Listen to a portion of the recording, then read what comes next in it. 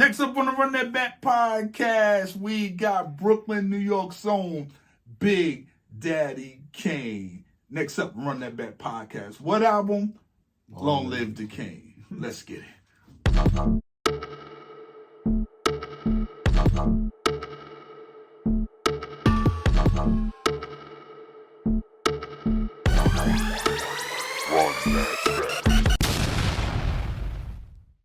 Yo, what's poppin'? This your man Scorpio Moe. He's working in this thing. The Run That podcast. Sorry, y'all. I know that this is a joke. Anyway, today. No, I gotta do that. No. We're keeping it going, nigga. We're keeping it going. Today, we'll do it live. Today, we got my favorite MC of all times, all around MC. I have to specifically say that. My favorite all around rapper is Big Daddy Kane. So this is a big episode for me. And today we're gonna dive into his first album, 1988, if I'm not mistaken. And I would like to say his wave, his class, really put the stamp on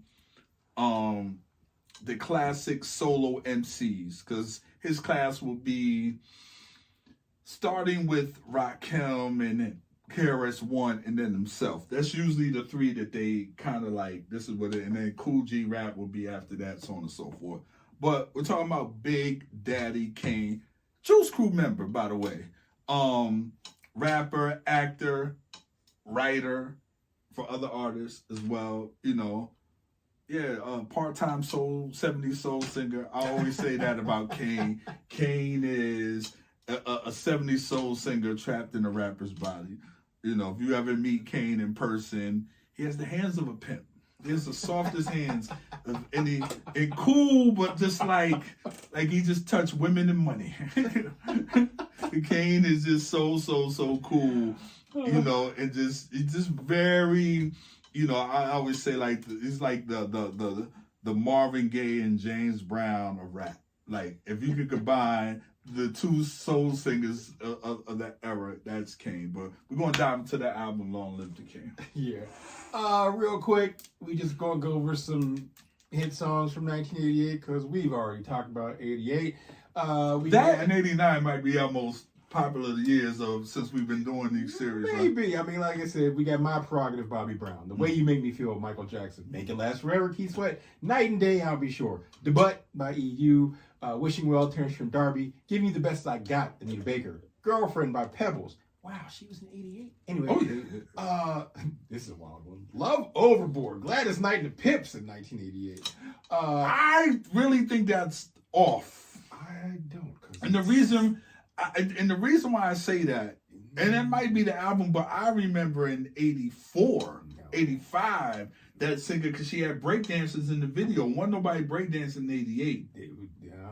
I don't know. That one might be a little iffy. I think that might be the last hit she had. That might be a little iffy. If It Isn't Love, New Edition. There you go. Alphabet Street by Prince. Mm-hmm. Down My Heart by The Boys. And from a hip-hop perspective, Supersonic, JJ Fad. Albums, NWA, Straight Outta Compton. Public Enemies. Takes a Nation of Millions. EPMD's first album. Oh, yeah. Strictly Business. Yeah, Strictly Business. Yeah, so that was 88. So we're going to get right into it. What was your introduction to Big Daddy Kane? It was just rhyming with biz. I remember being in the Gallery Mall in Philadelphia, leaning over a rail. My two friends were in the clothing store. I was broke. I had no money. I was there buying jeans. I'm leaning over the rail, guardrail, in the Gallery Mall. Used to be downtown Philadelphia. And they're playing blaring music out. And I'm here, doom, doom, doom, doom, doom. 1, 2, 1, 2. You know, well, it's, you know, in business rapping. And then I hear this other voice, and this is where I really started to fall in love with wit of an MC. So I hear, well, it's the Kane in the flesh. Of course I'm fresh. Oh, you thought that I was rotten? Hey, I beg your pardon. And just putting the little words like, hey, and clearing his throat and stuttering and raps. Like, he was doing that. And, you know, when if rap was school, I'll be the principal. Oh, the Kane's invincible. You know, so just to hear certain stuff like that, I was like, that's what really made me fall in love with. I mean, I was already, but just writers and just hearing the wit and the punchline of a rapper was Kane. And on that record, Rhyming with Biz is where I heard it. And a fun fact about the record, used to be these girls out of Queens called Frickin' Frack. That actually on, I don't know if that version is ever out. I think I might have heard it once, but girls out of Queens, and they were on the record because they were like, we got Frickin' Frack in the house, but you never hear them when the album comes out or when that single drops. But I believe there is a version with Frickin' Frack. I want to say I heard it, you know, and so that was my big introduction to Big Daddy Kane, and that might have been a year and a half before he even dropped it album. That was it. Your introduction. Yeah, I believe my intro was Raw, because if my memory serves me correct, I think Dave had the cassette, and I remember hearing the songs on Dave's cassette tape. If I recall correctly, that was the first person. I think Raw was the first song that I heard from him. And I think 88? 88, yeah, Okay. definitely 88. It wasn't anything before. Okay. Before that time, it was definitely 88 when I heard it. Yeah, that was my introduction to Kane. Real quickly, the album came out June 21st, 1988. It was recorded between 87 and 88. It was on Cold Chillin' Warner Brothers. The producer was Marley Marl.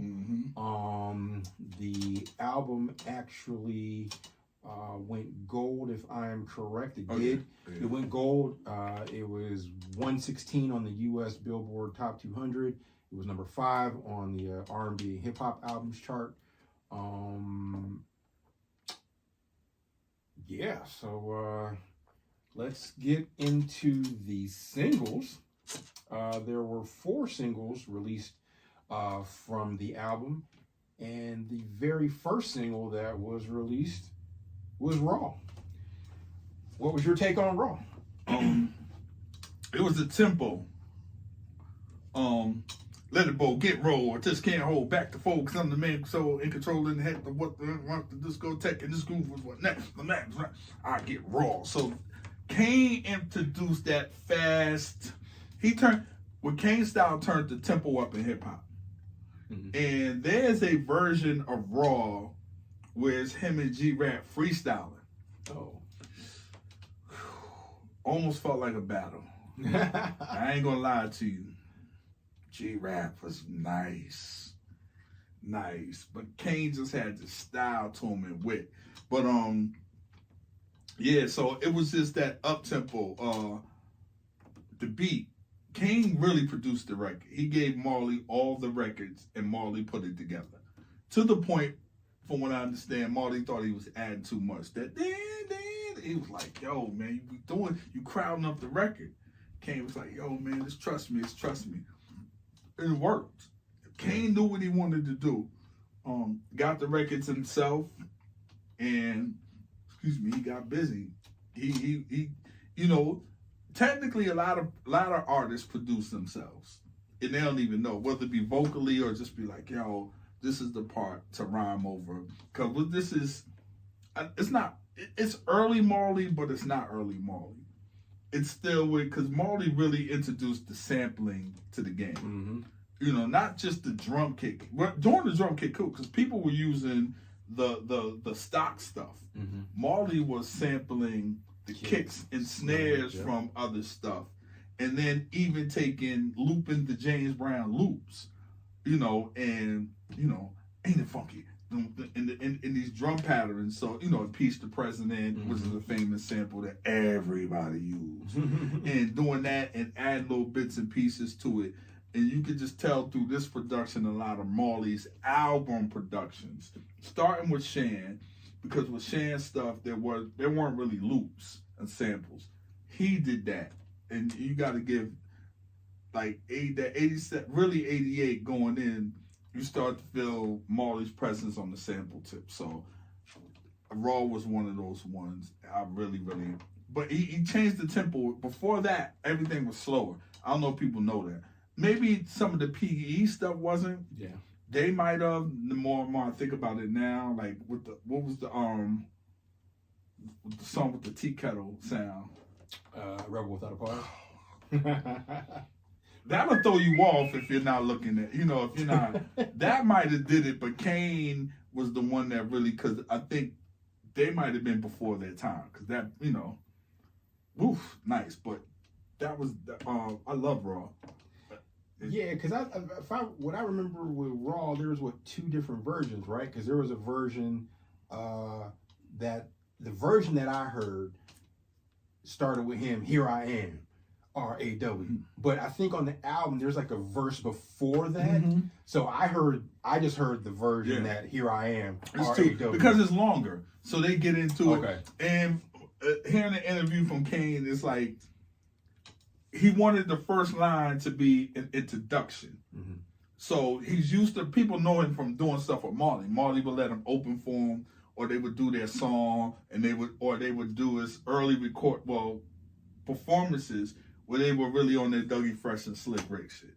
As far as Kane telling the story about a funny story about a chick.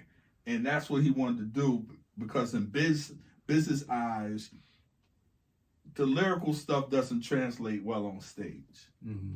The storytelling, the slow down, that translates, and you can slow up your voice and be more animated. But when you're rapping, and Kane tells the story where like Biz was like, do that funny rhyme about the girl.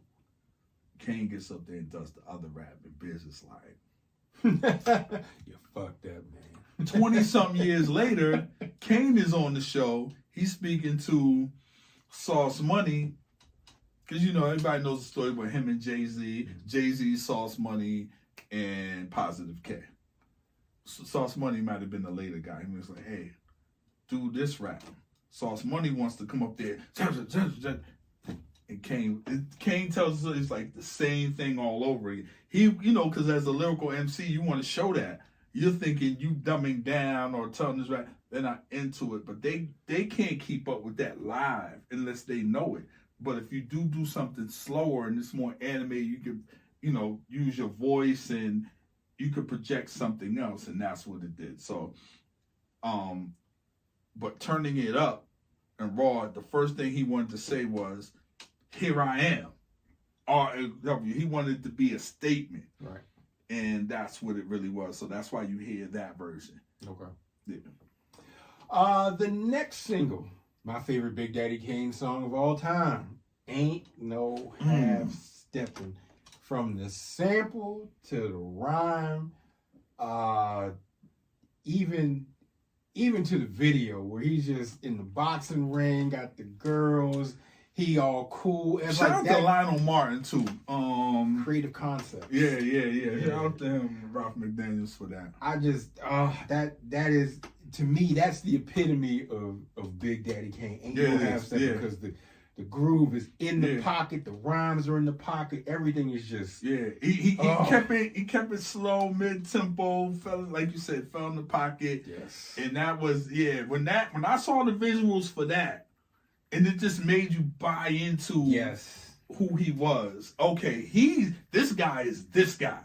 And I think that was the greatest part about that era, is through the music and through the visuals. Because at this point we have a platform. Yo MTV started maybe a month before this album came out, or a little after, in that time frame. So, and BET was doing their thing. So not only do we have a video, we have a platform where it's displayed, and it's like we can see every day or every other day after school or whatever. But to see that video, and you got the chains around this is. You understand? There's no hip hop clothes out of it. We're making our own clothes and jewelry. Yo, this is the epitome of fresh. He's showing you he's this fly guy. He can rap his ass off. He was a dark-skinned guy, and this boxing, the women love him. This is pre-Wesley Snipes. I think Wesley Snipes did Wildcats before this. This was he's in there. Yeah. Michael Jackson's Bad. Yep. But it wasn't the movie star yet. So Kane was really the first chocolate dude to really catapult. The rest follow if you're gonna keep it funky, you know. But yeah, love, and he kills his performance. If you ever seen Kane live, he kills this record. Trust me. It said that Marley didn't like the multiple samples that were used in the song. So according to Kane, he disapproved of Ain't No Half Steppin', but because it had multiple samples from the drum break to the Ain't No Half Steppin', so there's another one, all that. But he was wrong. The next song, which was a single, was Set It Off. Again, another up tempo like Raw. Yeah. Now this was a song that was already. That's the rap I did. I didn't do raw rap in the beginning, y'all. It was Set It Off. Set It Off. This was already a full song before it was programmed. This and Just Rhyming with Biz, but Set It Off was actually originally made by the 45 King, and it was intended for Bismarck, but Kane heard it, like the James Brown sample, asked 45 King for the beat. 45 King sped up the beat, gave the song its signature. That's what he added, and Marley didn't like that. Yeah, he didn't like multiple samples in any song, which is strange. Because you sampling kicks, snares, but he liked the sounds, but he didn't like the long drawn out covering. I think he didn't want to like crowd up the track. Right, but remember back then, hooks weren't as they are now. Hooks were scratching or just That's a good point. The whole term of sampling a phrase. You know, it wasn't like there was a whole song built around the hook. It was based off of, you know, something. And then remember, so this is the dancer aspect of it. Yes. So when they do these, it's like Scoop and Scrap came out of what's the name? The IOU dancers. Shout out to Big School, aka Johnny Famous out there. You follow him on Instagram. But yeah, they came from they dancing at the Latin quarters. And that's how Kane, you know, walks up to him, they knew Biz, and was like, yo, Kane's looking for some dancers. And that's how they became. But this was a platform for them, especially if you're talking about doing these up-tempo records. Because to me, hip-hop dancing, as like on stage, this was the peak of that. Yeah, this was prime hip hop dancing. You had Heavy D and the Boys. You had Scoop and Scrap. That's where Bobby Brown actually got Heart and Soul from.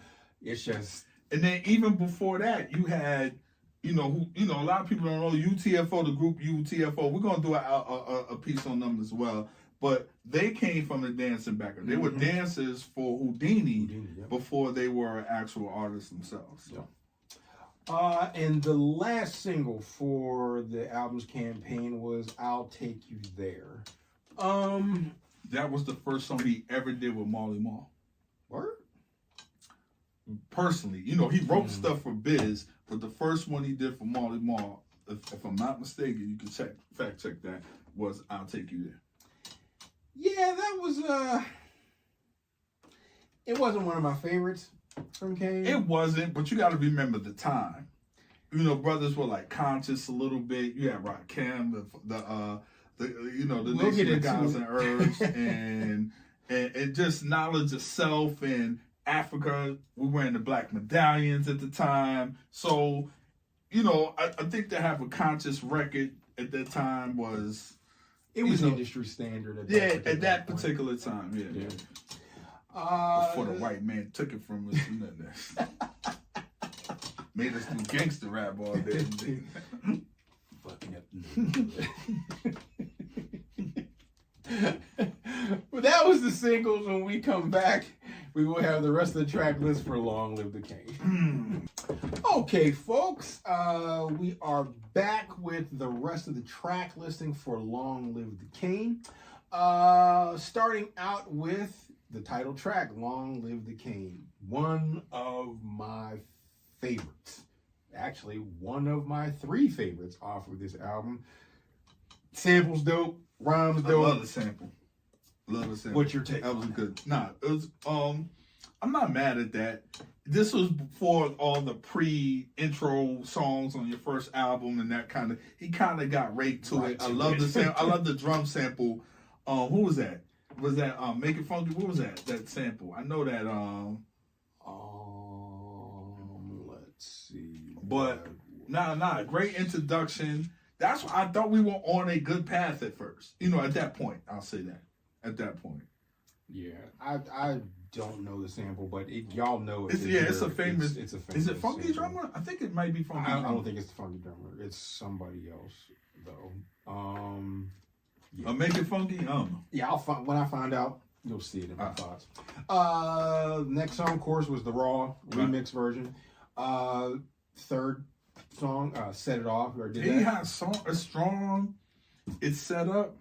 I think the album jumped off nicely. Yeah. Raw, good. We're still there. Set It Off. Mm-hmm. Like I said, we're 3 songs in, and it's like, right. You know, we're cool. The fourth song, The Day You're Mine. Trash. This is disappointing. You ain't lying. And I really think Tyrone Williams, who owns Cold Chillin', used to be on the radio, used to do the news and stuff, and him and Marley, you know, he owned, you know, Cold Chillin', whatever. But I feel like because Russell Simmons had I Need Love, Heavy had on the same year Slow Jam. I'm starting to think this was a standard after LL, and it fell short. I'm just gonna put it out there. It fell short. It was disappointing. Even the rhyme, certain words just didn't connect. I was disappointed.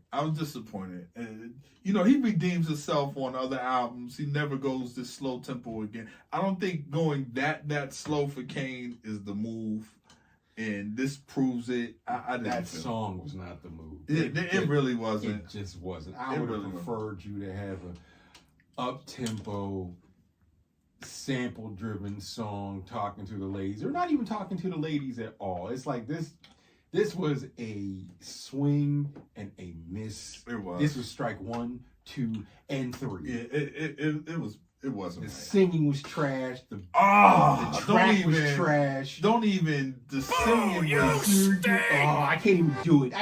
Oh God, no. Yeah. This is butt. The next song, On the Bug Tip, featuring Scoob Lover.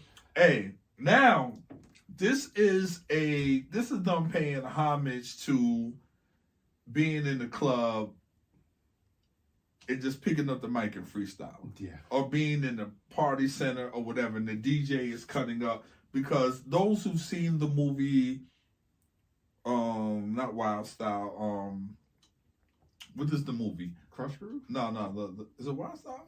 Yeah, Wild Style. Okay. Yeah, with Fat Five Freddy. Yeah, Wild Style. Yeah. Wild Style. There is a scene where they're at the Dixie, and you know they got old girl coming in, Blondie, Debbie Harry comes in, and the Cold Crush, and they're all rapping on doom doom doom. They're rapping over. This is one of the beats, and they're doing it. I don't know if this was Cold Crush or what. It was.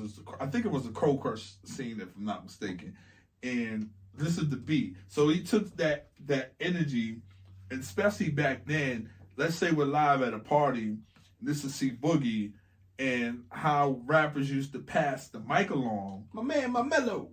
You know, C.Boogie, my mellow, my man, why don't you get on the mic and do the best you can? And then that's how you passed off. So while you be like, yo, and be like, he'd be like, me. And then he'd be like, all right. And then you know this is the handoff. So when I be like something, my mellow, my ace, why don't you get on the mic and rock the place? You're setting up your rhyme. You be like, because you have an arsenal of 5 to 10 rhymes you're going to say, and that's your setup. When you do that, you getting it together, you putting it in the chamber, and you be like, all right. And I know which one is going to accompany the beat. Right. And it's that style. It's real simple. Mama, you know, you start off with your name, you know, school does it. Well, it's the SCAABBR. That's how you would start off, introducing yourself, and then you go to the rhyme. So I love that, and that lets me know Kane, he understood that. He comes from that. Before you rock, this is a house party. This was a park jam rhyme. This was just that energy. So I really, really dug that because it reminded me of that time. The next song, Ain't No Half Stepping. We've already gone over that. We've already gone over I'll Take You There.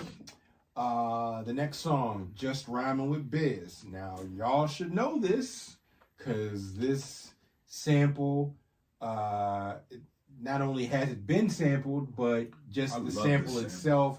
You got Bismarck coming on first, then you got Kane afterwards, and this was Biz in his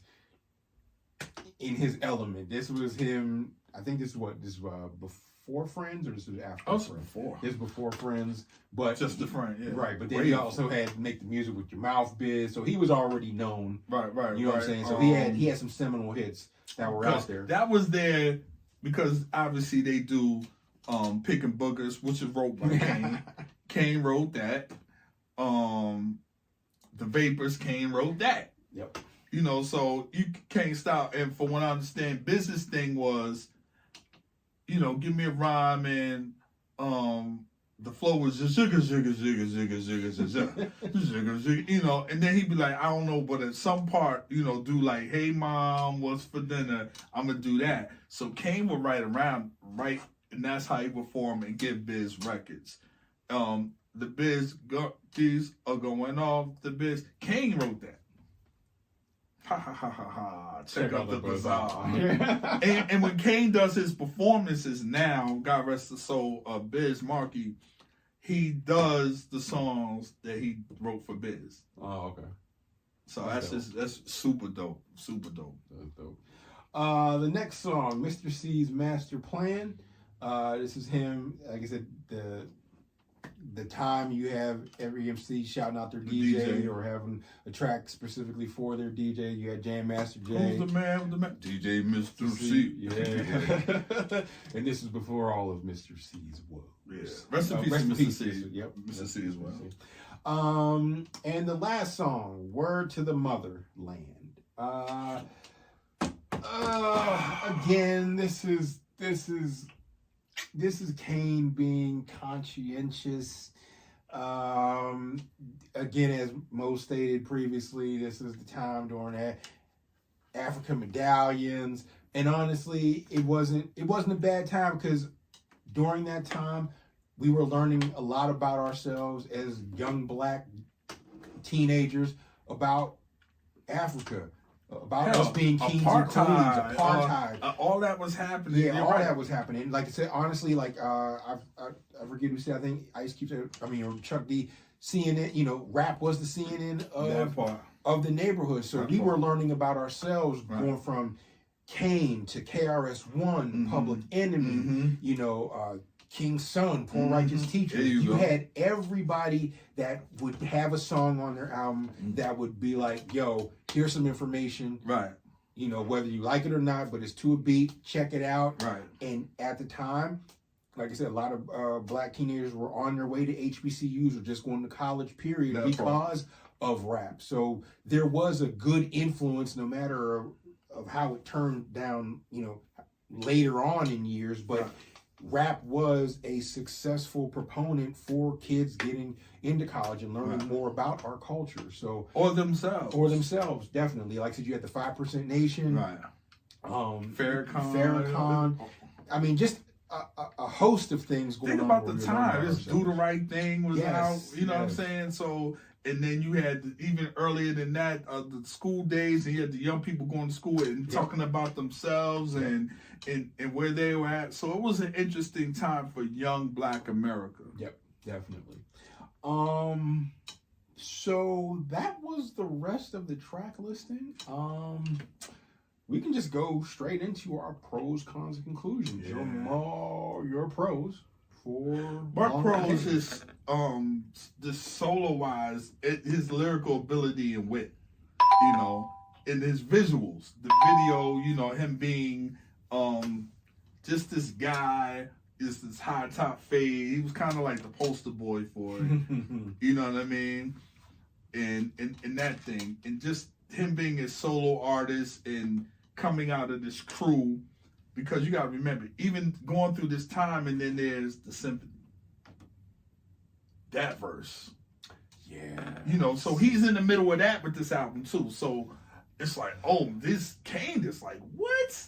Put a quarter in your ass because you play. All this wit stuff was like taking, you know, playing yourself was the thing, or you playing yourself was the little phrase people were saying. So he made a rhyme. He put that in the rhyme.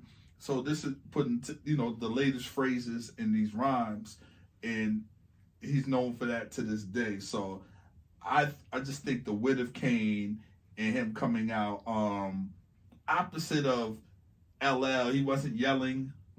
You know what I mean? He was braggadocious, but right. It wasn't. And it was like, it was calm and confident. You know what I mean? And then he had these two dancers. It was the lyrical thing was there, but just the visual of Kane. And then he had the different name, Big Daddy Kane. You know what I'm saying? And my homeboy told me, he was like, that's the reason he wanted, when you said his name, you had to say his name. Yeah. You know. And what Kane stood for, what? King Asiatic, nobody. And he got the name from Kung Fu Kane.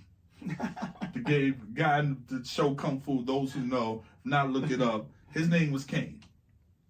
And then he got the Big Daddy from Vincent Price in one of those beach movies where, what's the name, Funicello. Funicello. Yeah, and Frankie Valli. Right, yeah. And Vincent Price played the character by the name of Big Daddy. So he said, because before that was MC Kane. Okay. And then with that, he put the Kane, he kept Kane and put the Big Daddy, and that's how they came about. See, you learned something today. Yeah, my pros, wit, comic ability, and it was all, and it was dope, but it was subtle. It wasn't like in your face. It was it was braggadocious without being in your face, because like you said, he was calm, cool, confident, slick with it. Also, the sample stuff was like, I think it was kind of before his time, because he, like I said, it was just a good mix, a good blend of track and rhyming ability. And I think he was like one of the main ones doing it, because this was before Mama Said Knock You Out. This was, like I said, this came on the heels of It Takes a Nation of Millions, and that was all sample, you know, freaking driven, everything. But I mean, he fell right in the pocket of, that was hip hop's second gold. That was actually hip hop's golden era, where that year, man. And they say golden because the prior era didn't really have a platform to display it. They came on television every week. The big thing at that time was you got on Soul Train. Yeah. Or if you were in New York, you had to be in New York, you got on Ralph McDaniels, you know what I'm saying? But the national platform, they didn't have it unless you made it to Soul Train. Right. So Kane and them had the, you know, it's just like now you had the artists that didn't have the exposure, they didn't have the internet. Kane and them didn't have that, but what they did have was the BETs, the MTVs. So it was like, okay, they could have a show about them, an episode about them, which the Flash and those guys didn't have. Right. What are your cons?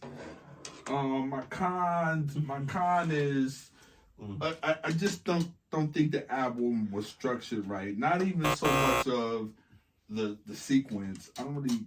It didn't feel like an album, cohesive project. Like I think it needed to be A&R. This is still early in hip hop. I don't even think if we had proper A&Rs at this time. I think they just let the producers go for their thing. But I think somebody needed to come in and dissect the album and give it direction. You know, and I think just to keep it all the way, I think we didn't really get that to maybe the Uptown era and Bad Boy direction.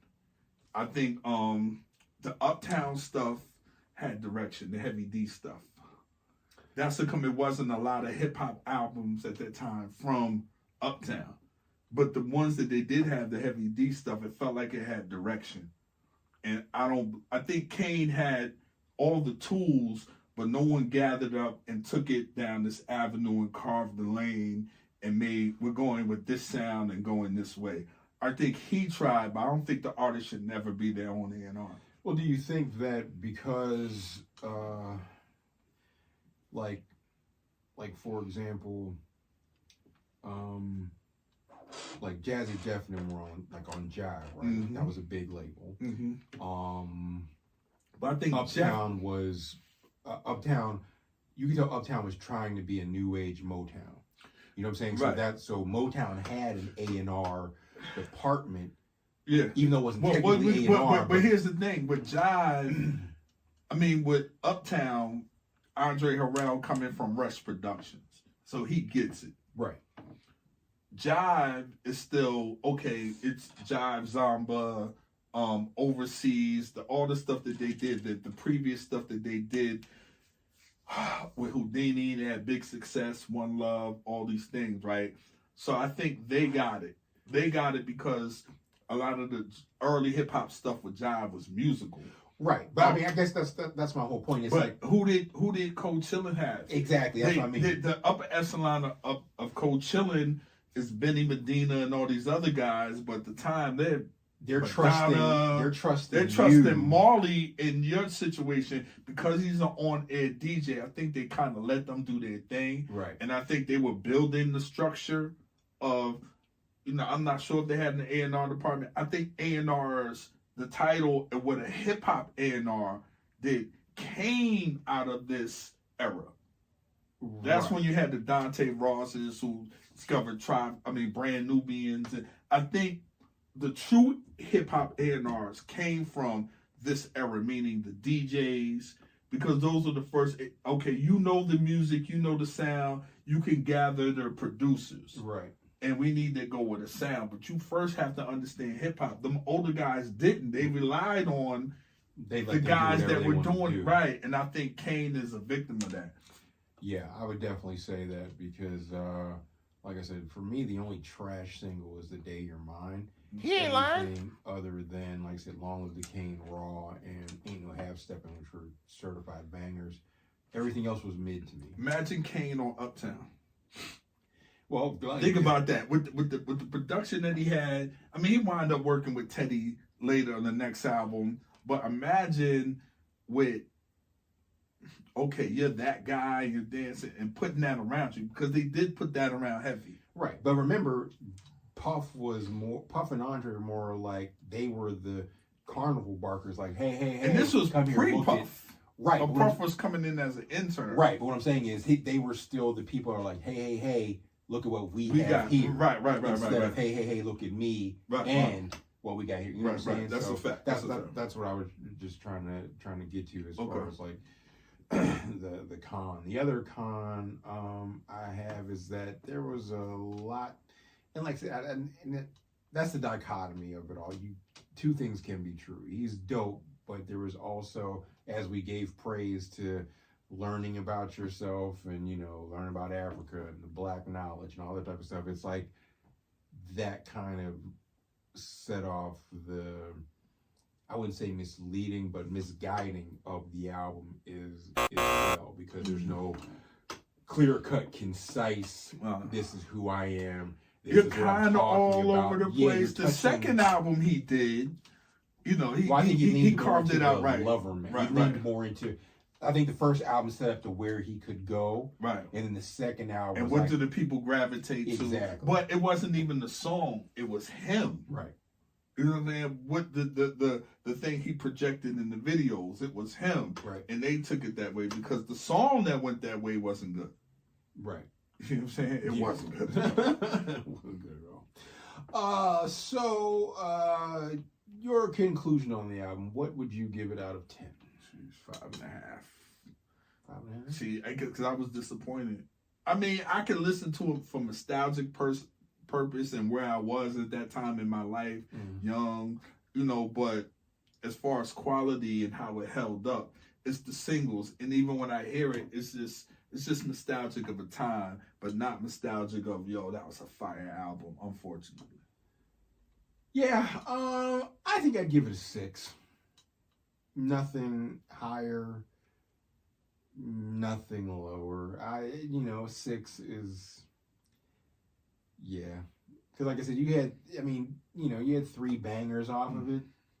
And then he's halfway in battle mode. It's not songs. You see what I'm saying? You're trying to make, it's tough because he's in a weird space. You can tell he was a battle rapper because he talks about just being such a great MC, which is, a lot of times come from a battle space.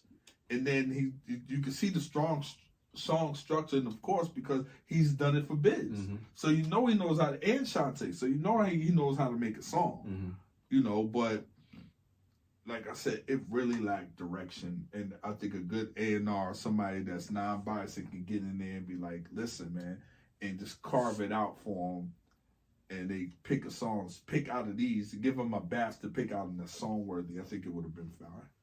Yeah, if they were like, okay, so I know a real singer on the hook, and not a corny song, and a real, like Heavy did, like like that, or just real.